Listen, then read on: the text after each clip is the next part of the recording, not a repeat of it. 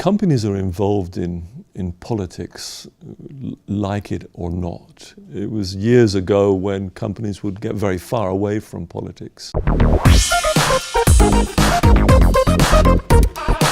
Today, Michael, we're going to speak about populism in corporations. But can a company really be a populist? Is it going to fall into this trend which has been sweeping politics recently? Interesting. Let's take that apart a little bit. And what does populism mean? The Oxford English Dictionary says populism is what the majority are thinking. But today, populism seems to be grabbing hold of an outrageous idea and pushing it forward. One outrageous idea which is totally ridiculous is the whole question of immigration. The United States is a country of immigrants. It was built from immigrants. So what are we really talking about? And that's the problem, is that these words get thrown around and they don't really get analysed properly. They do actually, certainly in the quality press, but because of some parts of business run by Rupert Murdoch, they're getting a bad press. Is he doing that to sell newspapers, or is Rupert Murdoch a Russian spy? Who knows? Now, we're speaking about nationalism and populism, and America, they've been saying we want to put America first. Many great minds, they come from abroad. Now, if America's saying, okay, we only want to employ nationals, surely that will encourage the system to make the education better in America, no? Possibly. The problem is with all these kind of alternative scenarios, you never quite know how it's going to happen. But America was built on something called freedom and attracted people from all over the world. And its education system is considered to be second to none.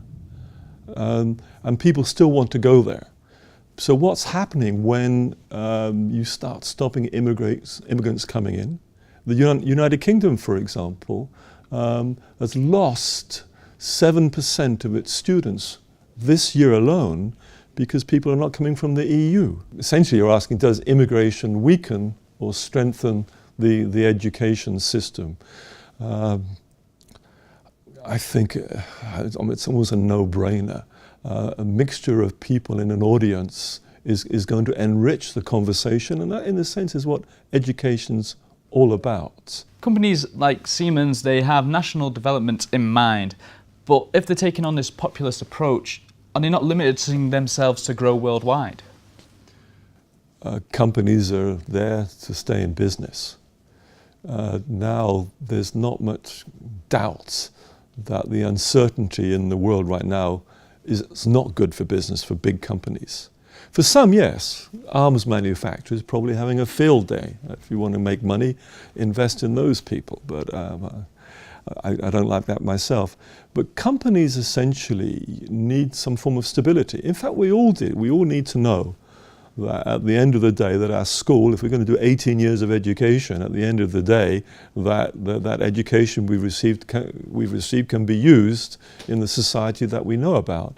If the thing is changing every year, it's absolute hell.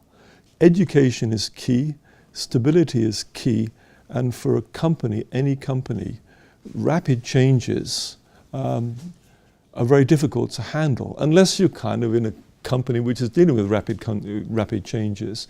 But most companies, and you mentioned Siemens, Unilever, Facebook and so on, they want some form of stability, and in fact they're arguing for it. So what if the companies oppose this idea of populism? How can they fight against a government? Companies are involved in politics, like it or not. It was years ago when companies would get very far away from politics. But the biggest thing that's happened in the last 10 or 15 years, something not so well known, is called Citizens United. This was a Supreme Court judgment to allow companies to contribute in the United States to political parties without naming the source. So what's happening is that companies are actually involved in politics, and we don't know what they're doing. They're not transparent. The Koch brothers, for example, have spent hundreds of millions in the election to try and get the Republicans elected. And now they're finding that, in fact, perhaps this was a mistake, because uncertainty is coming in. The Republicans are not getting their own way. Their policies, most of them were totally mad.